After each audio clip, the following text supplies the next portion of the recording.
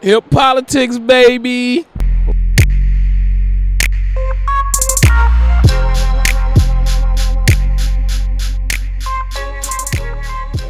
Welcome, everybody. Welcome back to another episode of the Hip Politics Podcast. You got your boy, Mr. Cameron Calvin, a.k.a. Mr. Hip Politic, a.k.a. Mr. 216 to the 202, quietly quarantined and locked in place. Thank you guys for another special edition. This is a special one. Special edition, live edition. We're going live on YouTube. Normally you guys get the episodes maybe 1 or 2 weeks afterwards. But now we just know we wanted to bring you something special because we got a really special guest.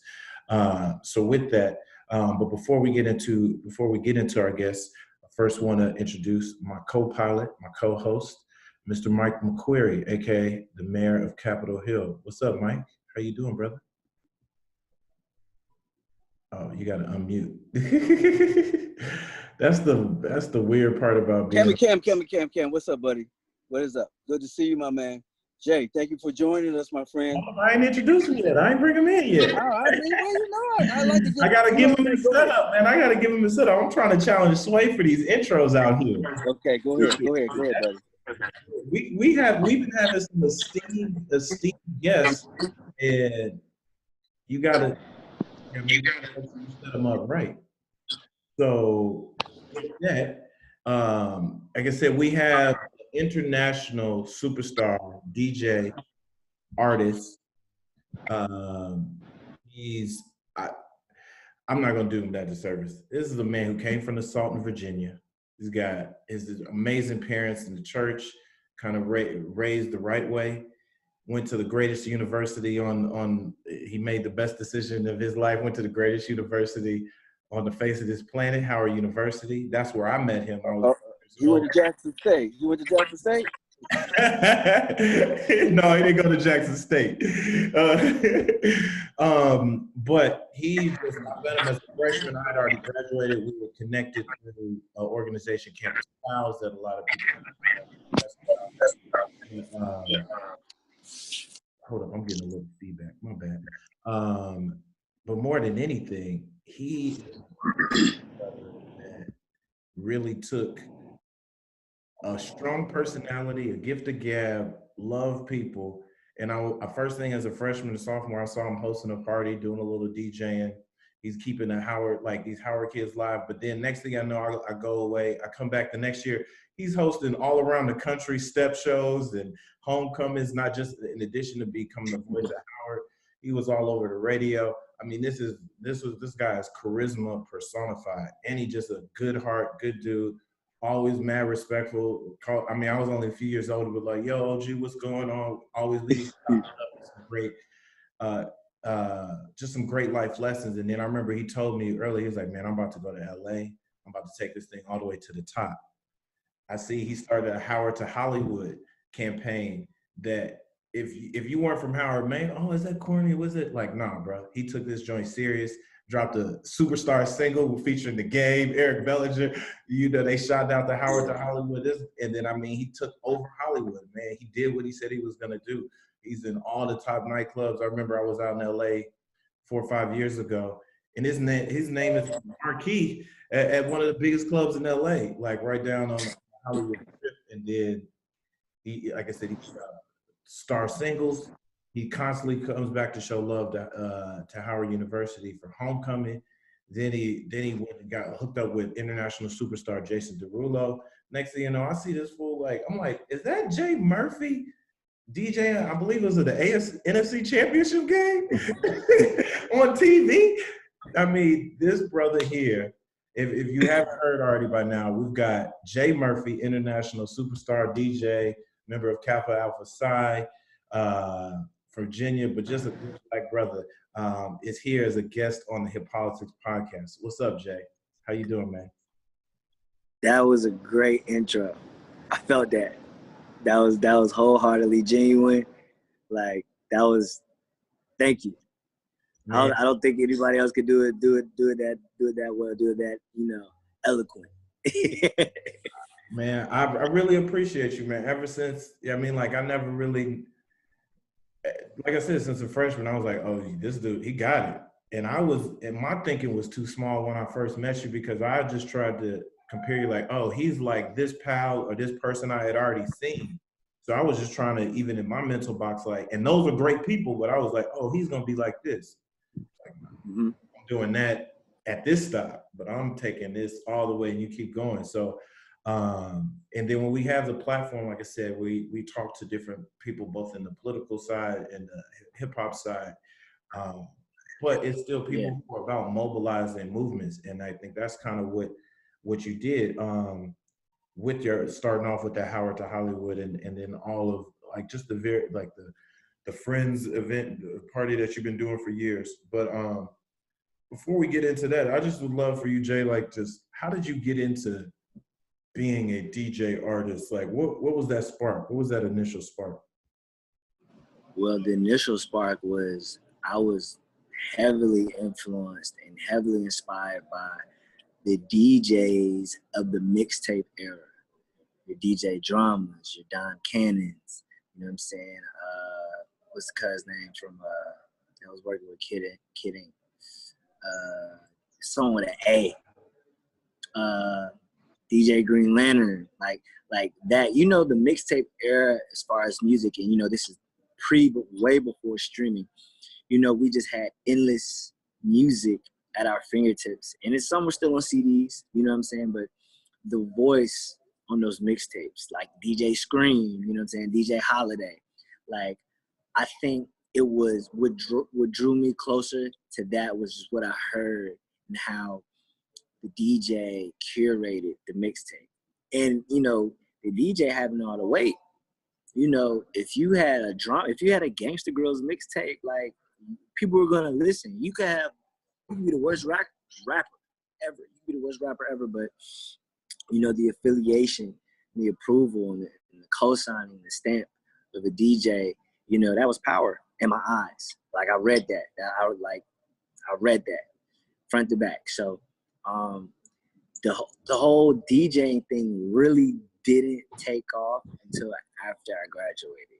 A lot of people don't know this, but you know, mainly during my undergrad years at Howard, I was just hosting. You know, my degree is in a bachelor's for broadcast journalism from the School of Communications. You know, so I knew that I was gonna end up dipping and dabbling in DJing at some point. And crazy thing is, you was doing more than hosting. You was hosting. Yeah. You had a radio show because I was up there really bang and surreal to be on your radio show interviewing. Yep. I think you sponsored a few parties, so you was throwing a few of them yourself. So Yep. And you was the host that like had his hand in the deep, like on the turntable. So you was doing a little more. I wasn't the apple don't fall too far from the tree. So, you know, like the crazy thing is, a lot of people don't know this as well. After I crossed, two of my LBs, they was like, yo, bro, you might as well just become a one-man band. Like, bro, you just need to learn how to DJ. And I was like, nah, I'm cool with just the mic. You know what I'm saying? Like, I'm cool with just the mic. And then, like, it kind of stuck with me. And around that time, so I want to say around the end of 2011, because I crossed the spring 10, but around the end of 2011, that's when I downloaded Virtual DJ on my Hewlett Packard. I didn't have a Mac, I had an HP. Had one of those HPs from Target. And then, I was learning how to DJ, but I didn't tell anybody. So you know, Jay, you're familiar with people like Taz? Taz? Yeah. Me and Taz are the same number. And Malik Husser? You know Malik? Yeah. Okay, so I'm part of the usual suspects. So we came along around those times. So I heard your name. Yeah. So now it all kind of makes sense now. Yeah. Yeah. Okay, very good. You come from good stock. Those are big homies. Yeah. Very good. Definitely. But yeah, man, like I had the access to KYS because that's where I was interning. I was interning on the NGN for like 3 years. Yeah. And from Detroit. I had the access. Yeah, I had the access to mess with the turntables and everything. You know what I'm saying? Like Quicksilver showed me pointers. DJ Money showed me pointers. Gemini, like all of them, Analyze all of them. Yeah. So, Yeah. you know, like I think the lesson in that is being able to really soul search and define what it exactly is you're trying to manifest and apply our pressures. Right. Whatever the cost. Whatever, you know what I'm saying? Like whatever the cost, like you really gotta do it. Like when people think about things all the time, they acquire the greatest ideas, bro. But until you like really step forward on that idea, it's just something in your head, bro. You know, and you know, you gotta also learn how to really utilize your resources, man. Like I have so many stories, man. Like my first pair of turntables I got off Craigslist, $200. And I had to go here, I had to go to Maryland, I had to go, you know what I'm saying, just to get the right chord, just like, you know what I mean? Like you gotta literally, but you had to find a way. When I hear you saying this, it's like it provides an extra level of motivation. It hits home for me because you looking at the same thing you just did. It's like you got to get out your head. You got to step forward. You got to put in the work and start doing things, and show people this is what you do and do it well. And I think that is exactly what you did. I want to fast forward a little bit to like you started, like I said, all that you did at Howard and you got out there, but you made that connection that a lot of people would love to make of like from the college to I don't know if it was seamless, but it made seamless to all of us to where next thing I know, I'm like, oh, he's hosting bigger and bigger events. And then next thing you know, you're DJing for Jason Derulo and other like on tour. Like, I know me having come, like I said, having come behind the scenes, I've seen and I know it wasn't easy, but I still don't know, like, because I feel like you never stop working. The next thing you go on to the next, like you go on to the next level. Like, what was some of the secret? And LA is eating up and spit out a lot of people. Like 99.9% of the people that come out there, it eats up and spits out, whether it's fast or slow, but it eats them up and spits them out. And I was like, every year, you kind of, you know how we use homecoming almost as like an annual check-in, like Yeah. level. Cause I mean, we had to pay you for some parties, and one year the price is here, one year the price is there. But how did you do that, and what kept you going? Well, I'm so grateful for the seamless transaction from undergrad, literally from Howard to Hollywood. And let me just tell you where that came from. That came from the life I was living. I literally came from the life I was living. Like one of my best friends, Christopher Latouche, better known as Video Chris, he was working with Puff when they were starting Revolt TV. He was literally one of the right-hand men of, you know, the creation of Revolt TV. And he was out here doing a trial run, and I came out here in November 2012, right? I came out here, I felt the energy, I was like, all right, cool. I moved out here December 11, 2012. You know, so, like, me being out here was literally a hop from DC to Los Angeles. Prayed about it, thought about it, I put that foot forward. So Howard to Hollywood literally came from just being 4 or 5 months fresh out of Howard, trying to get on Revolt TV with my broadcast journalism degree. So a lot of people see the hashtag. It's trendy. It's cool now. It's a real thing in the Howard community. But that was the life I was living, you know. And then the defining moment of the real reality that it was for me, I realized it was for other Howard alum that was living in LA. Whether you were in entertainment, dentistry, law, whatever it is, you're on top and you're in one of the biggest markets in the world and all eyes are on you. That's what Howard to Hollywood is. So as far as the transition from undergrad to Hollywood, basically, I positioned myself in undergrad. I knew that I didn't want to, I used to say stuff like this all the time. I didn't want to be the guy that was lit at Howard and just kind of drifted it away in the wind after it was over. Because, bro, Howard is a fantasy island, bro. I agree. There, my nigga. I agree. Dude, I've been trying to live my Howard experience for the rest of my life for the last 8 years. We all are. Homecoming, bro. Homecoming was never that lit as an undergrad. You an alum, homecoming is a different experience. But the thing was with me, I knew I was like, I didn't want people to be like, back at HU, you was the man, homie. What happened to you? Like, I didn't want to be that guy. I didn't want that. I knew I didn't want that. So on the playing field, I positioned myself.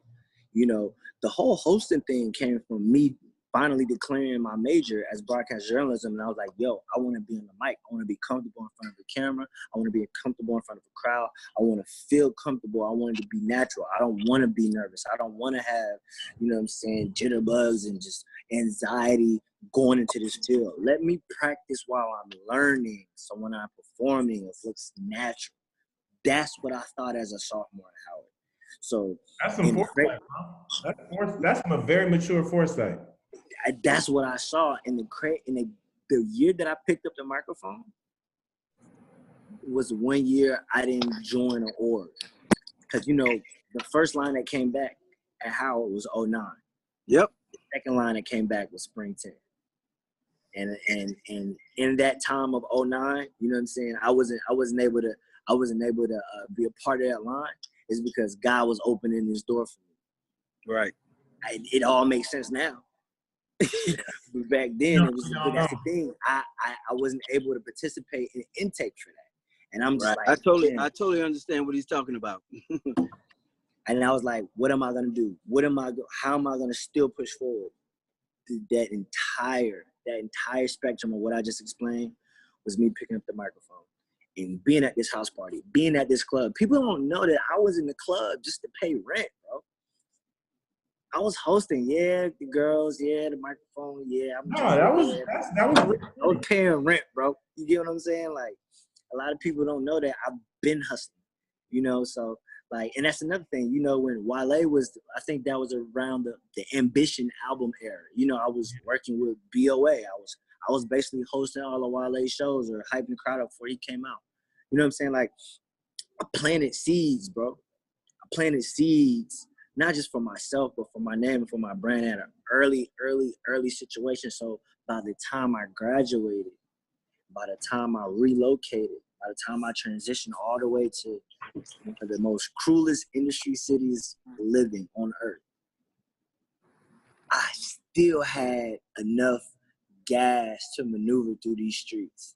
You get what I'm saying? Like, I just knew what I learned and what I got from Howard. I knew that I had to position myself in a certain way, and I was ready to do it all over again in Los Angeles, California. Virginia boy all the way in LA.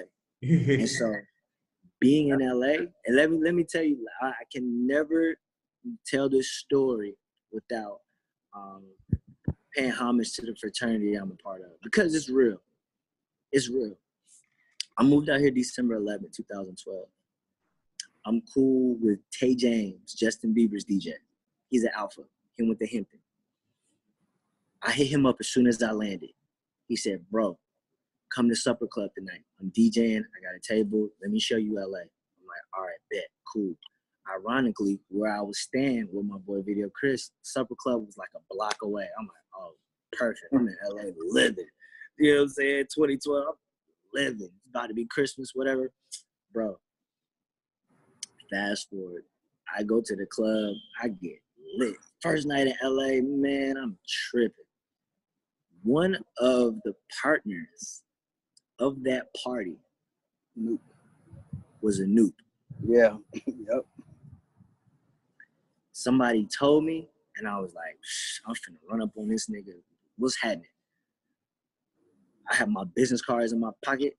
And keep in mind, we didn't cover this, but we can later, but I was just finishing, between my graduation and between me moving to LA, I was on a BT Music Matters tour with Kendrick Lamar, hosting and DJing. So I'm fresh off that tour. I remember that. I was fresh off that tour. So like I had, and the last stop was LA, ironically. My last show was in LA. You know what I'm saying? So I pull up on him, right? And I'm like, I'm like, what's good, bro? He's like, I'm Jae Murphy. I literally just moved out here from DC. You know what I'm saying? I pledged at Howard. They told me you was frat. He was like, you pledged at Howard. He was like, you Z? I'm like, yeah. He was like, what's the name of the line from 92? I looked at this nigga. I'm drunk, right? I'm faded. God forgive me. I'm faded, right? I remember like you just said. I look back at him because at Z, you're not gonna charge a single letter chapter. We're just gonna trade wood until whoever tap out. That's just how we get down. It is exactly. What it is. That's how I was made. I can say this publicly. I don't know a lot of charges because I wasn't made like that. Right. Yeah, I wasn't. I could learn about them. You can look up charges on, for people that are not Greek. It's only, you know what I'm saying? Charges are basically statements that you have to fill in or questions that you have to answer to validify your presence in the right on the spot, Cameron. What side right on the spot. Right on the spot. Yeah, right on. Ain't no hesitation, ain't no mumbling, ain't no stuttering. You know it or you don't. You know what I'm saying? So he asked me information about my chapter, like I would. You know what I'm saying? So, but the way I was made, I was tight, and I looked at him. I said, 20 convicted felons. He was like, all right, bet. He gave me his number. He took me out to lunch like 2 days later. Bro, he was like, yo, I pledged at 92 at Upsilon at UCLA. He was like, all your pro fights held me down when they came to back to LA after they pledged in the summer of 92. He said in 1993, your pro fights flew me and 4 of my line brothers to Howard Homecoming in 1993. He said that was the craziest college experience of my life. He was like, that's the first time I ever saw Wu-Tang Clan. I was able to meet their manager and bring Wu-Tang Clan to UCLA. He was like, yo, you from Z, I got you. You're opening up at Supper Club next Tuesday on Christmas night. Wow. Look at God. That's how my LA journey started. I was in LA for no more than 2 weeks. That's how it started. No other way. I think the people don't realize the fact when you say Supper Club, if you in DC, it's like saying Dream or Love. When you in New York, in Las Vegas. Mike, that's the shield, bro. That's the frat. That's the bond. It's real. It's real. It's real. Bro, just imagine me trying to go another route. Let's say he wasn't even there that night. Let's say it was December. Let's say he was out of town, you know what I'm saying, with family at Big Bear or something. Right. My whole story would have been different. Yeah. So with that happening in my first 2 weeks of being in LA, sleeping on an airbed with a hole in it, come on, yo. The rest is history. The rest, bro, that's what kept me going the entire time, Cam. Yeah, to man. answer your question, I didn't mean to be long with it, but I had to tell you that so you could understand. I didn't know that. I didn't even know that. Nobody knows unless I personally tell them. Like that's literally. And people like me can understand that. I can understand exactly what you're coming from because it sort of was. That's why I name dropped a few people with you. And when you say you knew them, we come, we keep it all in the family, but at the same time we expand it out in the family too. Yeah, we do too. Hey, so Jae Murphy, let me ask you a question. What's up, bro? We being, this COVID virus, all this stuff. What would have been the summer song this summer if we all could have went out and kicked it? I got my selection. What's yours? Man, I was just saying how I was literally just on FaceTime earlier today, and I was like, bro, you know how you can hear a song when it's first released? Yeah. You can hear it on YouTube, other streaming applications, and you could be like, it's cool. Like, I'll play it again. It's cool. Yeah. But when you're in that atmosphere, right? You're in that vibe. That song comes on. That frequency. You in a great state, great place, and it's loud when it comes on. Right. It's an entirely different experience.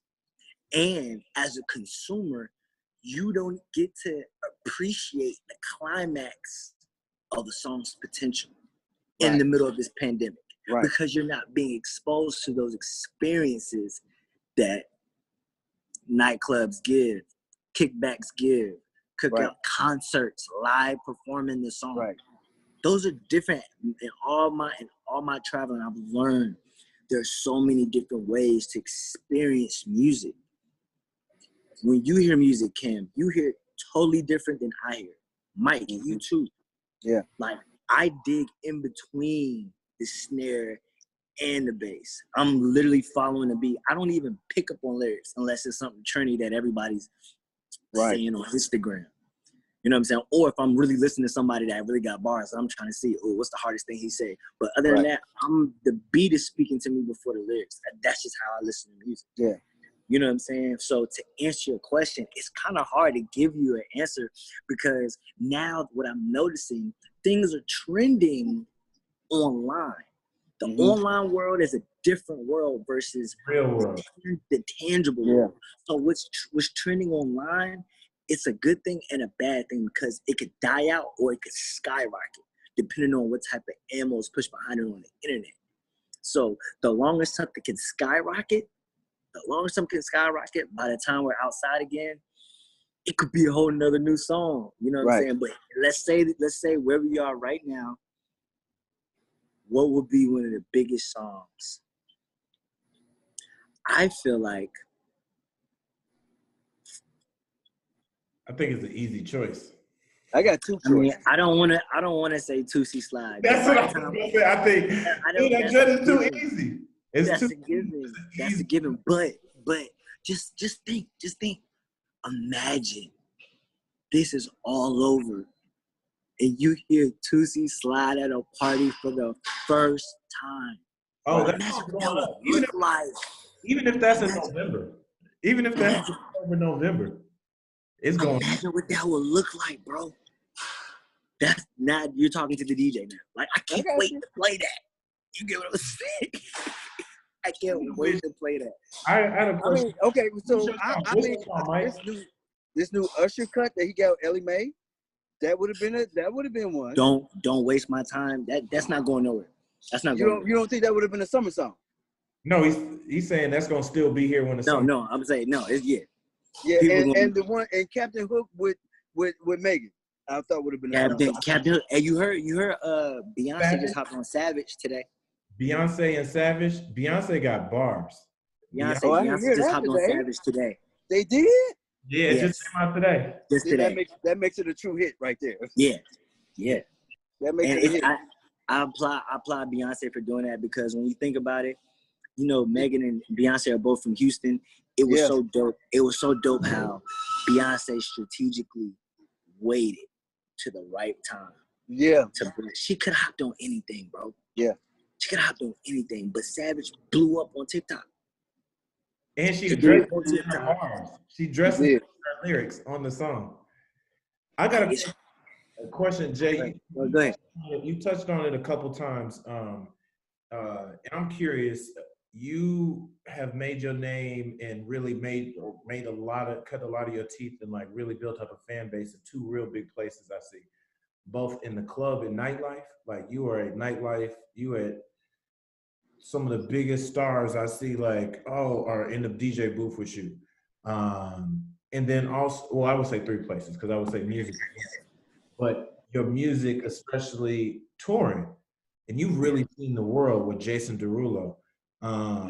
How do you, before I ask you about Jason, I'm just curious to what you think, like when we'll get back to some kind of normal, because those are two places that are, to me, feel like might be the last places to come online. Clubs are not coming, thousands or hundreds of people gather. It's going to be the last thing to open up both legally and then probably people's mindsets. So I'm curious to like what you see as the future, immediate future, like what's that? Have you been given that thought, like, man, what's the club gonna be like? Man, what's touring gonna be? I will say this, it's gonna be a while, bro. I know California already ordered. There probably won't be no more concerts the remainder of this year. That's still subject to change, but the severity of these many cases that are tripling, and people are, it's sad, bro. People are rebelling against the stay-home order that was enforced by Mayor Garcetti. Bro, it was 93 degrees on Friday. We lost our mind. Everybody went to the beach. I wasn't there, but it's reported that over 40,000 people were at the beach this weekend. And I think that just comes with the residential mold of living in California. Being a resident in California, you're here for the weather. Yeah. You're here for the money. You're here for the, I mean, Kendrick said, you need the weather. But you're here for the weather. You're not here for nothing else. Like, I mean, great. You got a job. You found a job out here. That's great. Cali's perfect. The weather. And that's what it's known for. So I think that's going to be a real struggle for the city, for this entire coast, to be honest. You know what I'm saying? But, I mean, when you speak of nightclubs, when you speak of concerts next year, I overheard nightclubs might reopen back up in September. Just a bird whispering. You know, I overheard that, and that's for California. I couldn't speak for any other state. But you also have to take in consideration. You said what, bro? That's subject to change depending on how all this. Everything is speculative, bro. That's why I'm like, what's next? That's why I can only take 24 hours in one day. Hey man, I work for the government. They telling us this is going to handle. This is going on until at least November, maybe January. I'm telling you right now, bro. I've heard that. I've literally heard that. I've heard that. So it's just like being a creative, being a very, very creative city. The hopes are not so much just low instead of being high, but reality has set it. And, you know, that's an entire summer gone. That's an entire summer gone. I'm not going to say wasted, because we can get into that later. But that's an entire summer gone, bro. And, you know, let's say, God forbid, I don't pick up a mic in front of a crowd until 2021. Just know when this is over, when this too shall pass. When it passes, when it comes to pass, you feel what I'm saying? It's going to be a scary place if you wasn't practicing. It's going to be a scary place if you wasn't writing. It's going to be a scary place if you wasn't making beats. It was a scary place if you wasn't praying, reading books, working on you. I promise you. I'm getting chills talking about it. Because what I've told people, you know how we just have this life that we live, that just this wheel doesn't stop turning. Even when you're asleep, nigga, you're dreaming about the things that's on your mind subconsciously. And then you wake up and then you got to go attack it. I'm telling you right now, people always complain, myself as well, torn all over the place. My manager cussing me out because I'm not turning in enough music by the end of the month. You know what I'm saying? I can't record. Bro, the time that we always complain about not having is right here.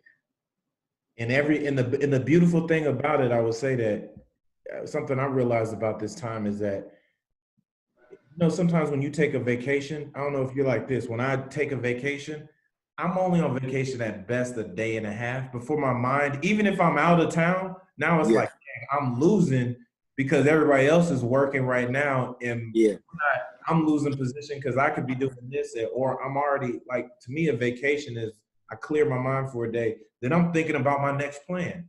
So that's why it's different from a vacation, because people are like, oh, it's a vacation, you can relax. It's like, no, everybody got a collective pause. So this is actually an opportunity for you to. This is the time to make. Can do the same things you're doing. Do it all. Do it everything. Learn how to do stuff that you thought learn how to play the piano, learn how to play the guitar. Like, this is the perfect, like, you're not gonna get this again. I feel like you're not gonna have this opportunity in life where life actually slowed down for you, and you just sleeping it away, watching everything on Netflix. Yeah. That's actually, for me, I was because, like, we've kind of taken, at least with hip hop, we've used this opportunity, like, since we are fully digital, and this is kind of going to one of my last couple questions. Like, this is election year, one of the most consequential elections of our lifetime, and for all those people who say the government doesn't do anything, the president doesn't matter, this is a full-on display for even the most least connected, least political, I'm not paying attention to shit at all. It's on full display for every single American, everybody in the world, but definitely every single American. The importance of government, the importance of who you pick, the kind of leaders and their response. Whether you Trump or don't, you can look at like, hey, what's the response of both him and our federal government on things that we entrust them to? Testing, telling us the truth, making sure these things are available, locking us down, making hard decisions and letting us know and informing us, making sure there's work, all these different things that you're seeing on full display.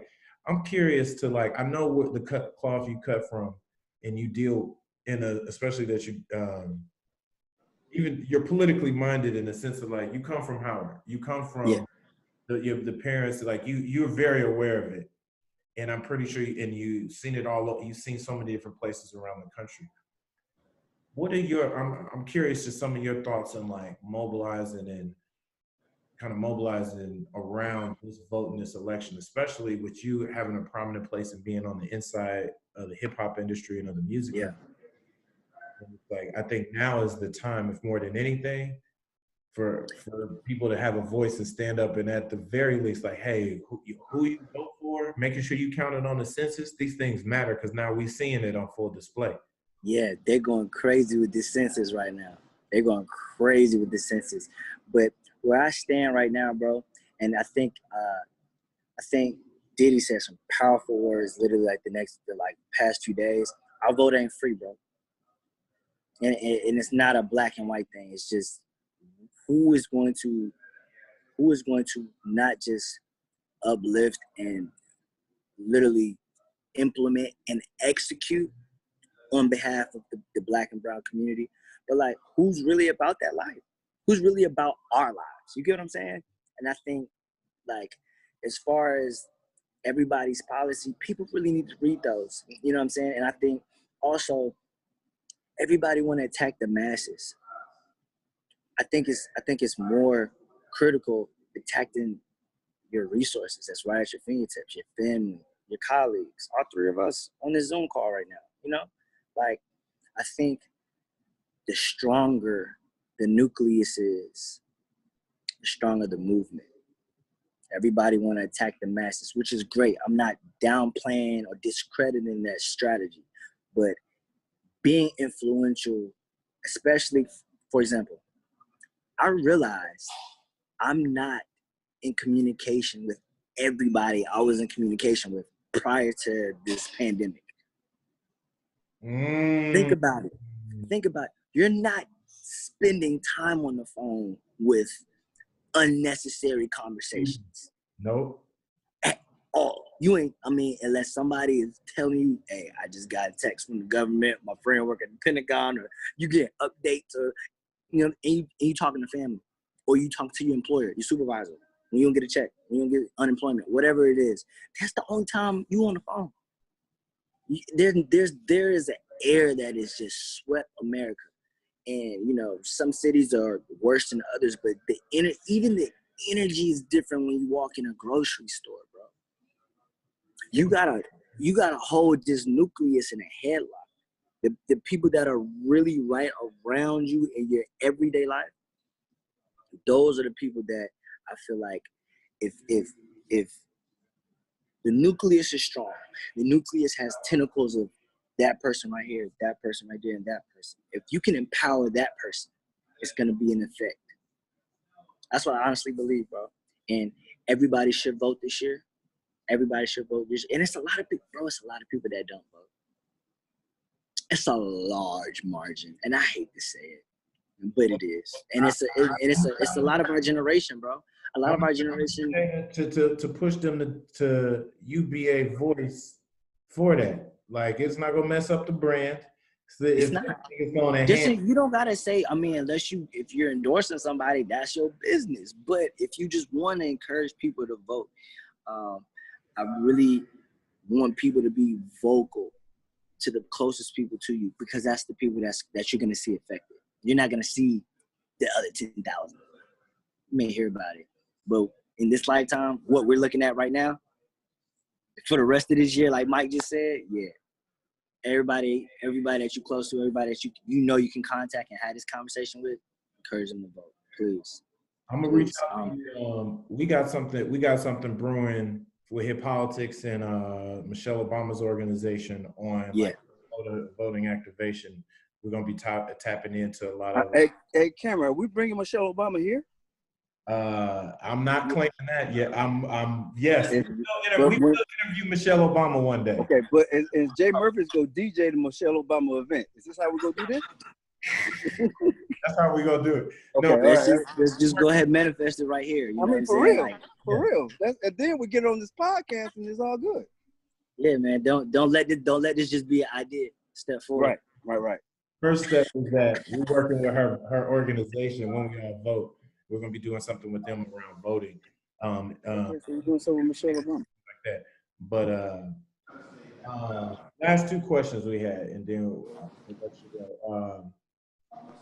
Can you tell us, like I said, I mentioned it in your intro, and I'm curious about it because I never really got the story. Jason Derulo, our international R&B dance, kind of dance hall. I'm not even sure if I would call him just R&B, just like pop. He rap a little bit every now and then. He dances his ass off, but he's an international superstar. And one day he had already been around before you were like out there DJing. He already had a career, but his career was definitely on the rise. And I feel like right when his biggest songs start coming out, next thing you know, it's like, is that Jae Murphy? Can you tell me a little bit about how that happened and one of your best experiences DJing or touring with him?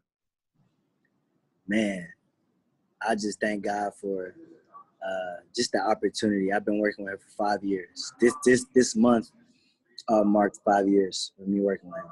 Literally, I auditioned the second week of April in 2015. But you had to audition for that? Yeah, I'm gonna tell you a whole story right quick. So I was so around the time that I dropped You Playing with Game, Eric Bellinger, and Problem. For those that don't know, I was also DJing for Problem, and I was DJing for Eric Bellinger simultaneously. I was their go-to DJ for whenever they had shows, and it actually worked out for a while. Like I didn't have conflicting shows with Problem, and Eric wanted me to go there. Like it worked out. It was literally godsend at the time. So I'm in a rehearsal with Problem for his annual 420 show. This is 5 years ago. Around this, 420 passed, but literally, I'm in rehearsal, and then I get a DM from Jason Derulo's music director, and the DM was like, it was a screenshot of a digital note, and it said, yo, it's good. I'm looking for a DJ for Jason Derulo. Let me know if you're interested. I'm his music director. My name is Chucky G. And then he left his number. And so I was literally in the middle of a rehearsal with Problem. And I'm just like, what? Jason Derulo? I'm like, nigga, that nigga's lit. I was like, God, are you serious right now? So I link up with my boy Chris Roy. We go to a happy hour, right? I'm like, yo, I need you to call these dudes, yo. See if this is like for real. You know what I'm saying?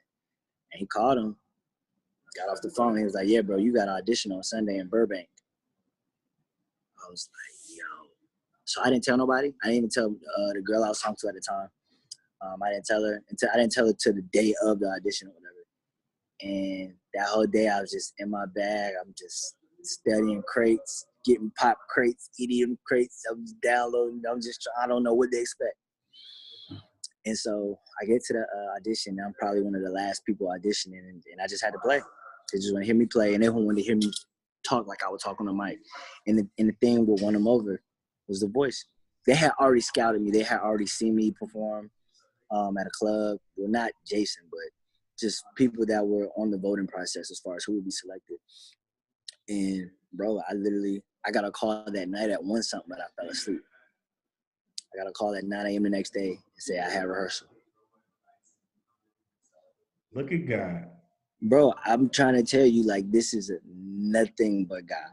I promise you, like, this is a movie, bro. Like, I hate it when people say, yo, my life a movie, but like, I'm Hey, telling you, Cameron, you know, this is gonna be one of our hottest shows, right? This is gonna be the one that's gonna take us over the top. So we might as well always figure out how we're gonna make this happen together. Because I'm doing this podcast on the move. You don't understand. I can't wait to tell you the story. What you doing? It's Mike's birthday. It's Mike's birthday. Yeah. My hey, birthday happy was birthday, King. Hey, appreciate it, man. Appreciate it. He was like, We're gonna have a nice little party together when we do that. I gotta come. I was like, all right, man. We gotta more. I will say this. This is the last kind of major question we ask everybody. Like, thanks. And I'm really curious about your answers on this. In hip hop, top fives are like are a thing. It's not. I literally just got in this argument like a week ago. I literally just got in this argument. Well, I wouldn't say argument, but debate. It's so hard to Your top five. Wait. I'm gonna ask you. Okay. Yeah. I want your top five DJs. Or I don't know, is that gonna cause you too much consternation? Your top five favorite DJs? No, it's not. It's not. Top five favorite artists. And these are your favorites. You know, this is not saying these are the best in the whoever, so people can't get mad at Jay. This is who he listens to, who's influencing him. Man. Top five favorite DJs. Top five favorite DJs. Favorite, most influential, what top five DJs? When I say that, what comes to mind? DJ Money. It's number Money. one. DC's on. Yeah. DJ Money. That's my dog. Like, there's a frequency that he lives in that nobody, like, you can only understand it if you really study him play. And that was the number one person that literally, like, he took me under his wing, bro. And he had to. Like, that is big homie for sure. Number two, DJ SNS from New York, OG. Okay. DJ SNS is fire, bro. He has every song ever made. Like, his crates are just retarded, bro. Hey, Cameron, SNS was actually very good. I'm from Detroit originally, moved to DC, and I heard SNS, and I was like, who is that guy? SNS is fire. Yes. And he would come to DC. If you knew if he was at Republic Gardens or somewhere cheap, they got him on a whim because SNS was the man back in the day. SNS still get down crazy. Where am I at? Number three, DJ Drama. Drama just inspired me past the active DJing, but just the entrepreneurial spirit that he carried in the mixtape era. Like, you're never in your life gonna mention a mixtape era or having a conversation without DJ Drama. It's no way. He took a lot of flack, especially with his whole, like, having to get caught down by the feds. He took that for the whole DJ game, the whole mixtape game. Like, he took a lot of heat for that. DJ Drama. For Drama. Who else? I'm gonna switch it up. All right, K Tronada. K Tronada. He makes majority of everything he plays, but when he plays. And wait a minute, he only plays really the drums, right? Nah, I mean, yeah, but you know, he produces all of his stuff though, in full. So I came on that by watching Insecure. And who does the music for Insecure from Tony? Raphael Sadiq does the music for Insecure, and that's how I found out about that group. And they are off the chain. And another group, Moonchild is off the chain too. Yeah, my number five, Calvin Harris. The biggest DJ in the world, bro. Highest paid DJ in the world. I met him one time. He's super tall, bro. He cool. He regular, bro. He British. Like, yeah, man. Like, I really appreciate his love for music. And he even, ever since he came out with the Funk Wave Volume 1, he said, like, yo, I'm not in it to be charting. I'm not in it for the industry goal or standard. He's like, yo, I just want to make good music. And I'm going to do that for the rest of my life. I don't care if I don't sell another record. And I appreciate that. I appreciate that as a creator because you get so caught up in the politics of being a part of a record and you want it to be the biggest record ever, but it's just like it takes away from the creativity. It takes away from the essence of why it was created in the first place, the message that's actually being spread. And, you know, that's just something that you learn with time as you grow with music. So, top 5 artists, man. Top 5. Jay, who is your top 5 dead or alive hip hop artists? All right. I got my 4. I just need to, you know, I got my 5. My favorite 5. Number 1, first person I want to say. You really thinking about this? Yeah, because it's just like this isn't a debate. This is just my favorite. So I'm taking the pressure off of like I'm finna debate somebody. My all-time favorite artist, Ryan Leslie. What? Oh snap! Interesting. That was a 11. That is a first. That's a first. That is a curveball first. That is one of my favorite artists of all time.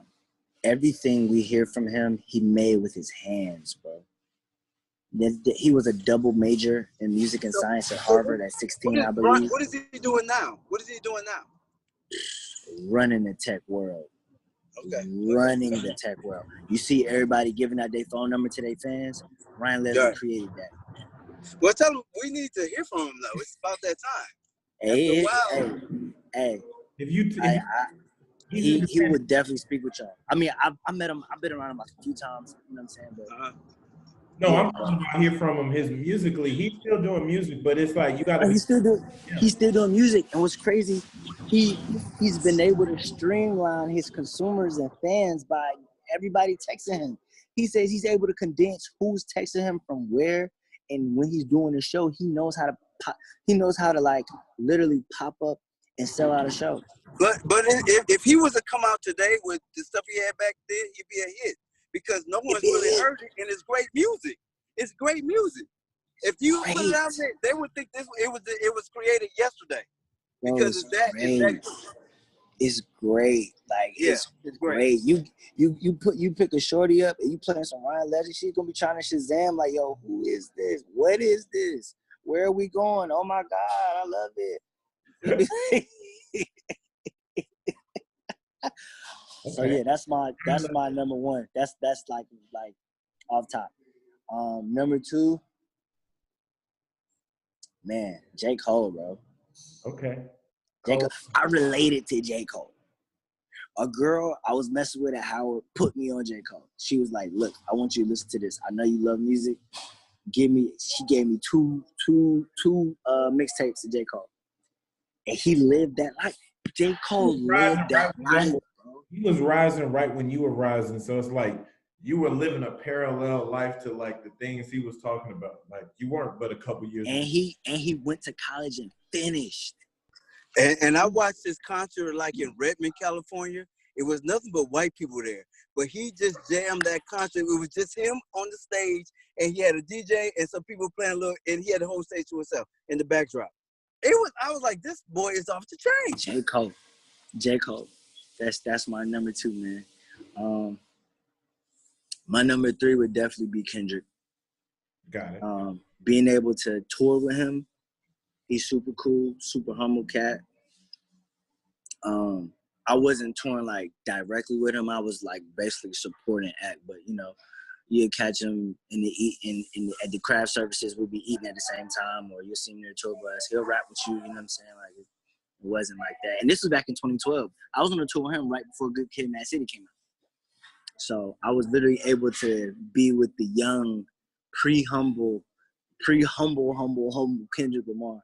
But yeah, man, his message is so powerful. It's anointed, it's strong, and it's like he knew exactly what he wanted in the game of hip hop. He came, he saw, he conquered not once, not twice, but 3 times. And he's doing it on his terms.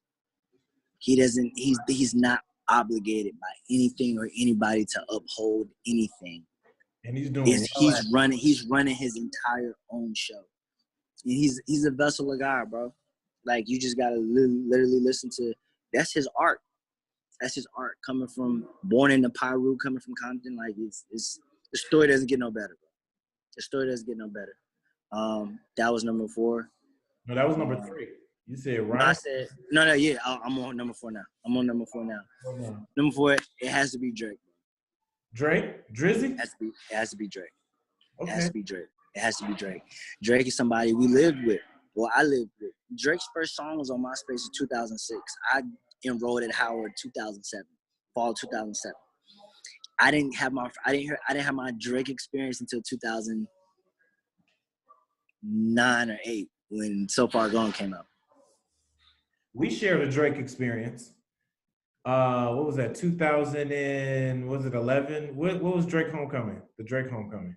That was the Homecoming 2012. That was my first alum homecoming when Chainz brought him out.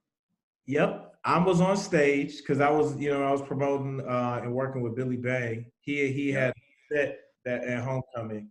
Hey, but Cameron, y'all would block the Kappa tree though. We would always get upset with that because the dog on stage was blocking the Kappa tree. So we were like, bros was like, why can't we get to the Kappa tree? Because the concert right there, so we couldn't say nothing. Yeah, bro, we just had to plot up somewhere else. Because you were hosting, you were one of the hosts during Homecoming. QB DJ Premonition was DJing, and that was when I was holding the camera / managing / you know how I used to hustle, like, yo, I need to make sure they're on Homecoming, make sure Surreal is on, make sure Billy Bang was on. So I happened to be on stage because I was videotaping right when it broke, like, all right, Drake is here, don't tell nobody, you can't leave the stage. And so I actually I never put it out. I should put this footage out. My vantage point. Yes. it was a little corrupted, but my vantage point was the stage, because you know when he came out for his hook, for No Lie, he came out to sing his hook, and Double Gates crashed. I think you was on stage. You was up on the stage with how, like, we all had to run back. Like, I had never seen nothing like that ever. Homecoming, any stage, like, to be on stage seeing that, like, I remember that.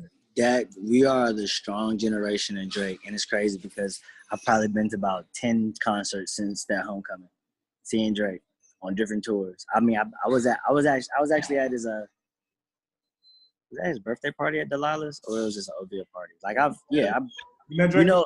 one of his right hand men is a noob too, CJ. So I'm cool with CJ. I'm cool with the night owl sound DJ. So, but yeah, Drake, man, he's a timeless conversation. I'm just gonna leave it at that. He's a timeless conversation. You know, he's definitely very gifted, and I think he's earned everything that he's got. He took it. You know, I think he's definitely the one to go down as one of the greats of this millennial generation. Like, you know, and number 5, Jigga Man. Thank you. You had to say the best. You had to say the best for last. I'm not doing this in any particular. Cameron was getting word. Cameron was getting real word right there. He's getting real Jigga word. Man, you know. Too much Jay-Z in you. You got too much. Jigga Man is Jay-Z, bro. Like, there is no explanation. Like, Jay-Z, bro. Sean Carter, bro. Like, it don't get no better than Jay-Z, man. Like, it doesn't. So that's my top 5 artists, bro. I mean, it's so many more, man. But just to condense it, what really struck my nerves, those 5 artists for sure. That's why it's a hard question. I mean, like I said, I always tell everybody, Chris Rock made a whole movie around this one thing that you remember that movie he did, Top 5? Yeah. It's the timeless question, and it tells a lot about, like, people's listening style, their mindset. Very true. Surprised asking that question, like, from politicians to insiders, like, you'd be surprised who's listening to what and who was influenced by it. Yeah. So I love hearing people's answers, especially in a man as steeped into music as you are. But yeah. I want to thank you for spending this time. I'm glad to see you safe and healthy. I definitely want people to shout out and check out you, MX, everybody. Y'all need to do more of these skits because yeah, we about to shoot some probably later tonight or when we wake up tomorrow. We've been writing some stuff down that we want to do. So Hey, Cameron. So we got a whole new aspect of the show. Like I'm traveling now. I'm like in Northeast, and I'm about at like a 7-Eleven. And this place used to be the hood, and I was like growing up. It's just like to see the gentrification of DC is crazy. it's crazy. It's crazy because I'm like in the hood right now where I would never be at this 7-Eleven, but I'm at 7-Eleven and feeling safe. No mask, it's gone, dude. I'm about to talk. I'm about to turn your camera on. We got to promote the masks. Oh, okay. My bad. Hey, my Luke, man, thank you for joining. Thank you for being a part of it. Hey, we're gonna talk about this after stuff. Out here making sure we masked up, gloves up. Got my spray. We out here just checking. Thank you. We out here, man. Just so y'all know. Hey man, I want to say thank you so much for joining us today. Like I said, encourage people to check out. People can find you at Jae Murphy. It's gonna be on the bottom of the video and everything. But your artist, man, that song "Angel" is that you singing ish in the background? That's me, bro. That's me. Okay, that really is you. All right. Cause I hear it. I know when you did, we just playing like this could be us. Why you playing like? That was a feature. That was just a collab project. Hey, Cameron, can you send me that, please? Cameron, can you send me that? It's on, dude. We were just listening. Oh, we've been listening. I know, but you don't send it to me so I can make. Yes, please, so we can blow it up. Let's do it, man. Let's do it, man. I love the direction. I hope you got more. You got more music coming on the way. Well, I'm gonna let this is your time to please promote to the people what's going on. Where can they find you? Projects. What should they be checking for? All right. Well, you can find me on all socials at JaeMurphy, Jae Murphy. I'm working on a lot of music. I set up a studio in my crib. I can say this. I don't know when it's coming out, but I do have a record with Wiz Khalifa. Yeah, wherever. It's done. It's done. It's already done. So I can say that. I know I can say that. It's out of here. Me and Wiz came to my birthday party and we premiered it. So it's a real thing. It's really a real thing. But yeah, bro, I'm really trying to wrap up. I'm kind of simultaneously working on 2 projects at the same time, but I'm trying to wrap them up. This pandemic has put a dent in everything. Production to shoot, to get film permits and, for videos and, creating a press tour, so this is the time to double down and use the power of the internet. So I am about to drop. It could be, it's safe to say I have a song out before the 4th of July. So can't wait. The project, I wanted the project to come out in the fall so I could do a whole homecoming run. But it still may come out in the fall and we just got to roll it out a different way. But the music is coming. I got a lot of it too. That's as a rollout, me as a marketing person, that's your energy. So even if it's not this fall, make sure you got another project for next fall. We finna crank out a lot. Run is like, it's not even fair. It wouldn't even be fair. You could go, homecoming run as a rollout strategy for you, all the sense in the world. And that's the thing. I have that access. That's what I'm saying. Like, what did I say earlier? You got to utilize your resources. I have that access. It's like if I don't use it, who gonna use it? The way it could be used.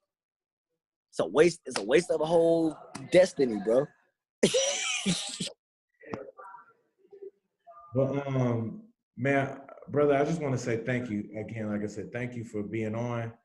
Thank you for being with us. Thank you for inspiration from what I meant. And every time I see you, man, it's nothing but like I'm proud of you. Like I'm inspired by you. I know you inspire a lot of people. You make it very real. Like I said before, ever since I've known you, you've made it very real that like, hey, people can like you're a real person, so you really can do these things and put yourself in certain positions. And even if being in different, and just always, I publicly want to, I've said this before, I publicly want to thank you for always like showing love to the projects and the artists I've been working with. Like I said, hosting, doing interviews, being on a radio show, doing our parties, like man, and like I said, keep going. Bro, thank you, bro. Thank you, bro. It's moments like these I appreciate the most because you actually have seen it front row. You've seen it. You seen me since 2007. You know, so you know the weight that you hold and the words that you say to me always stick with me. And always have. So me being able to have this opportunity to share this moment with you publicly for the world to see, you know, it means a lot to me as well, bro. Appreciate it. This is gonna be another episode of the Politics Podcast. Like I said, we tried it with the live streaming, but it'll be up on audio, all our audio. Make sure you check us out on everywhere. That's our main podcast.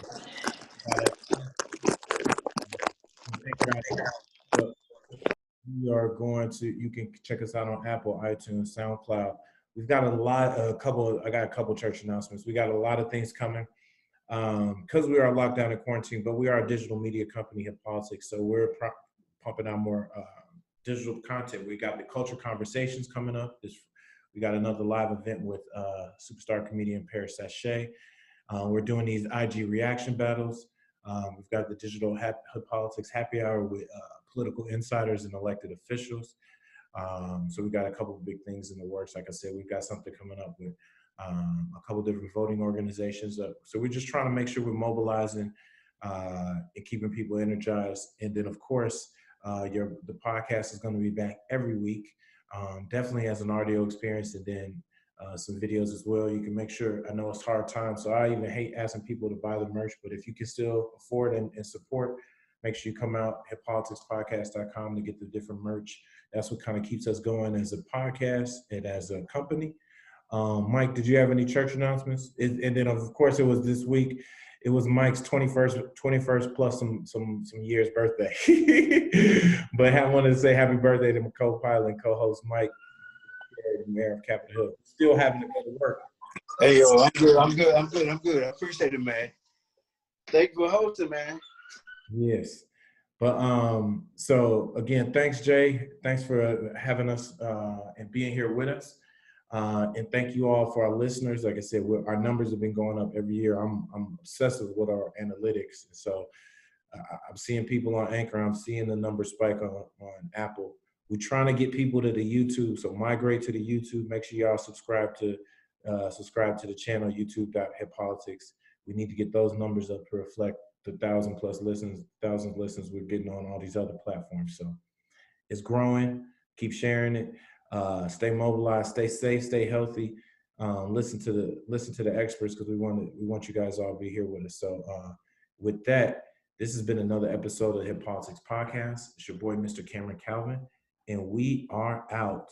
Peace. Hip Politics, baby.